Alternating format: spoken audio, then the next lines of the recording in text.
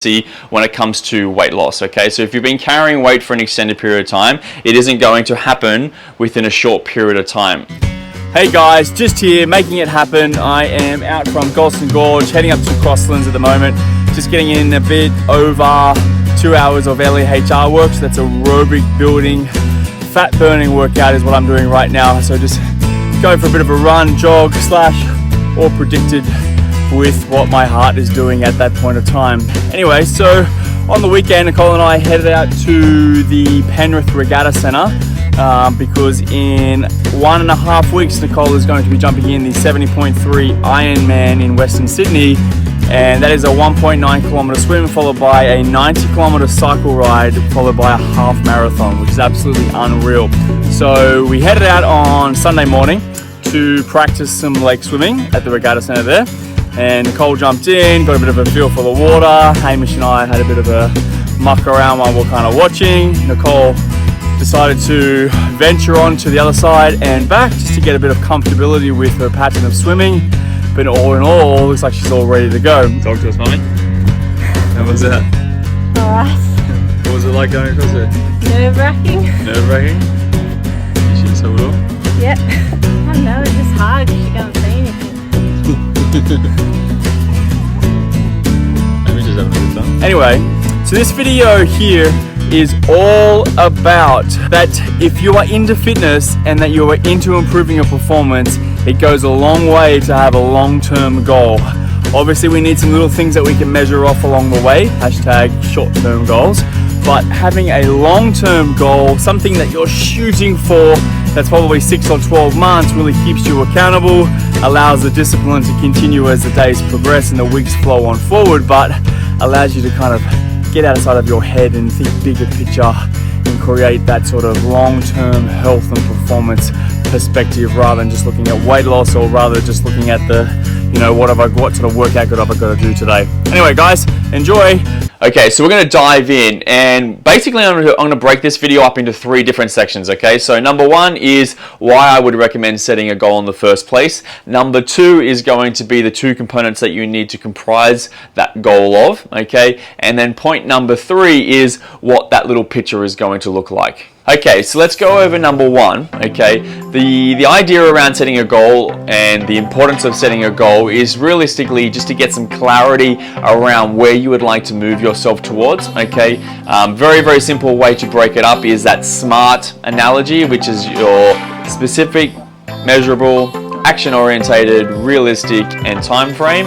There's a whole lot of different versions of that, but realistically, they all mean exactly the same thing, okay? So ensuring that you are very specific with what that actual goal is, ensuring that you can measure it, okay?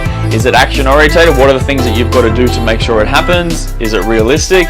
And what's the time frame of getting that done, okay? This is going to go into my point number 2, which is 2 sections of setting a goal, okay? So let's set this goal is you're going to have a long-term goal, okay? So that could be somewhere between 6 to 12 months from where you are today, and it's something that's probably a little bit scary or, you know, something that you necessarily will have to work at for an extended period of time to really grasp. For you out there looking to improve your performance, setting an event, setting a goal like a marathon, half marathon, 5K, 10K, depending on where your current capabilities kind of land, will obviously depend on what time frame that long-term goal is really sitting at. Once you've got the long-term goal, like where you realistically want to set that goalpost, okay, kind of thinking 6 to 12 months down the track, and then we need to break it up into these little short-term goals, okay? So these short-term things that you can tick off along the way you can measure actually how you're going along the way. First one's first is you need to make sure that the goal is SMART, okay?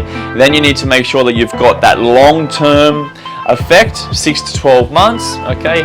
And then we're looking at what are the short-term goals or the short-term components of that said thing that you're actually after. Section number 3 that I'm going to go over is a little bit of an example of what I would suggest, okay? So let's say that you want to run a marathon, okay? Let's say that you currently probably head out for 10K, Okay, you could comfortably do 10K in 60 minutes, 75 minutes, somewhere around there, where you feel like you've got a bit of an idea of your body's capabilities, and that 10K is quite doable, but you're wanting to take it to that next level. For example, let's say that the event is that marathon in 6 months' time. Okay, so that is your long-term goal. Okay, so it's nice and specific. Okay, it's measurable, obviously. Okay, it's a marathon, which is 42 kilometers to run. Action orientated. Okay, so what are some things that we're going to be doing to ensure that we can get ourselves to that goal? Now, obviously, that's going to be conducting some aerobic building, some anaerobic stimulus, some foam rolling, some stretching, some mobility work, some strength work. Okay, that's your action. Is it realistic? Well, considering that you can already run 10K around the 75-minute mark, you feel like you can kind of get a bit of a grasp of what it feels like to get into that runner flow. Okay, so is it realistically? Absolutely. Okay, 6 months is plenty of time if you're coming from this position here to get that marathon done. The next part is obviously your time frame, which the date or the event itself is already set for us, which is in that 6 months time. You then have to need to go about, obviously you've got that long-term component. Okay, it's a little bit scary, you've never done this before. Now you need to know exactly where you are to where you want to go. Just a quick little note that I'm going to shove in here, which is to my current clients.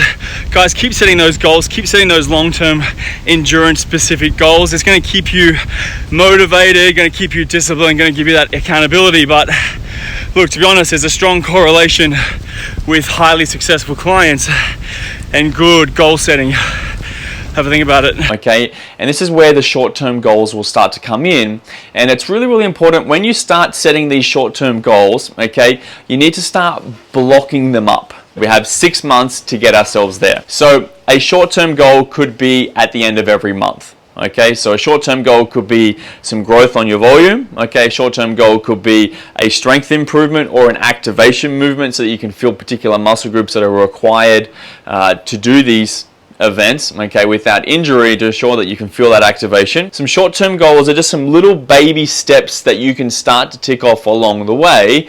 That's obviously going to allow you to then venture into this bigger, badder, long-term goal of, an example here, a marathon. Okay, so let's say that again someone's starting from a position that they can run 10K and they want to get up to 42 kilometers within just 6 months. Okay, now what you're going to find is you're going to want your intensity all the way down here, and necessarily to start off with you're going to want your volume to kind of come up here. Okay, and this is where a lot of people seem to go wrong with creating these short-term goals. Okay, is that it becomes this little bit of a, I want to push myself now because I'm nervous that I'm not going to be able to do it. Okay, but there needs to be a progressive approach to actually how you're going to build your way there. Okay, so again, volume is going to be relatively high, intensity is going to be really, really low, and as we get from where you are now to where you want to get to at the end of the 6 months, which is a 42K, you most likely your volume will take a bit of a decrease and your intensity can then slowly increase as they transition over. Okay, now that's an example of how you could periodize your program, but really ensuring that along the way, considering you've got 6 months,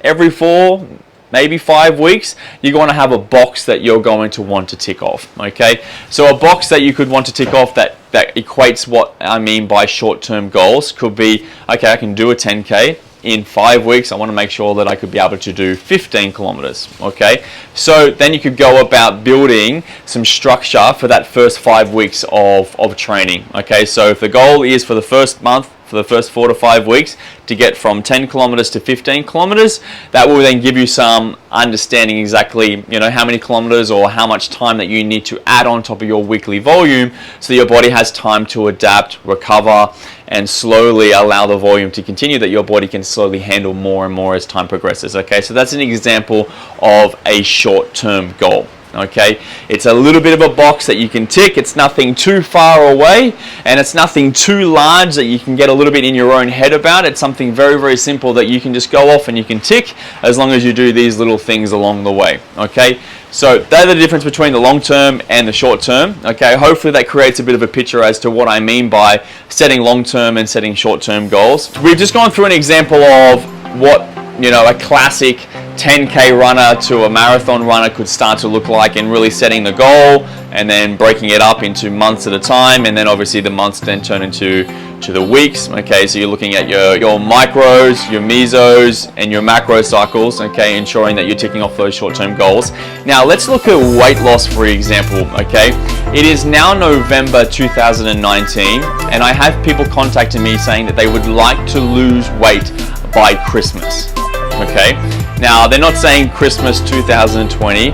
I'm getting people that are wanting to come on board with our coaching services, and they want to lose weight by Christmas 2019. Okay, so I'm going to take this time to reiterate why it's so important, one, to set that goal. Okay, so obviously the weight loss is the goal, but then to go back to a smart, tailored goal. Okay, is it specific? Yes, they want to lose weight. How much? Let's say it's 10 kilos. Okay, is it measurable? Yes, you've ticked that box. Action orientated. What are the things that you're going to do to get yourself there? Well, then that's what us coaches are for, to provide you with that knowledge to allow you to keep moving forward. Is it realistic? No.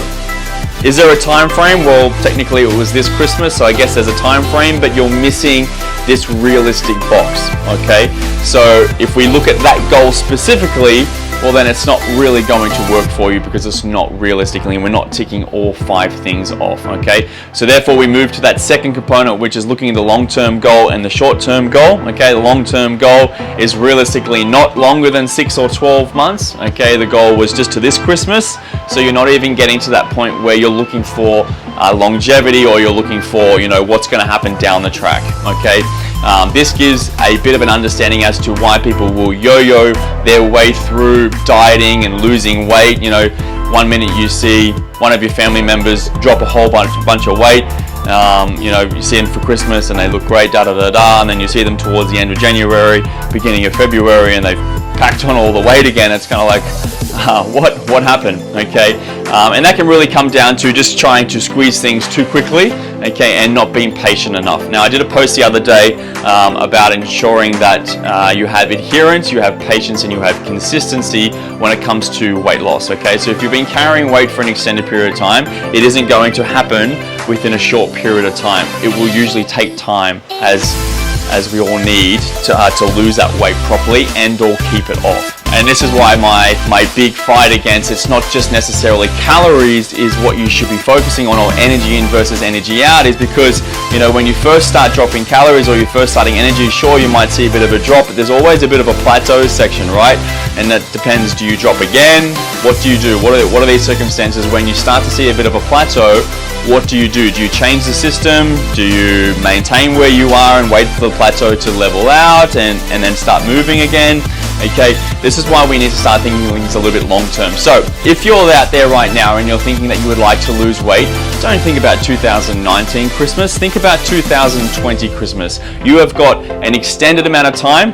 Boom, there's your long-term goal. You want to lose 10, maybe even 15 kilos by the time 2020 Christmas rolls around. Okay, then the short-term goals now can be applied. Okay, so the short-term goals could be going back to, again, just looking at the meso cycle, which is just a month at a time, and how much weight do you want to lose within that time. That's realistic to get you to that total of 15 kilos or 10 kilos by another 12 months. Okay, and that makes it more realistic.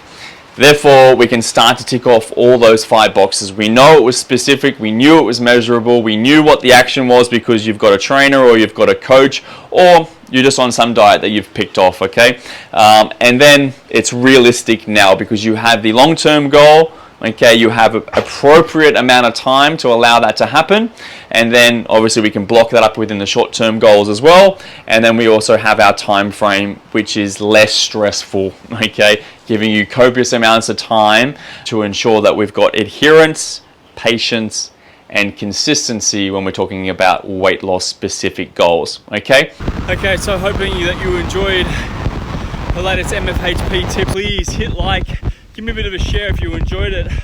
Otherwise, for me, it's time to bring my heart rate down, get back to the car and get to some recovery. Enjoy your evening. Thanks, guys.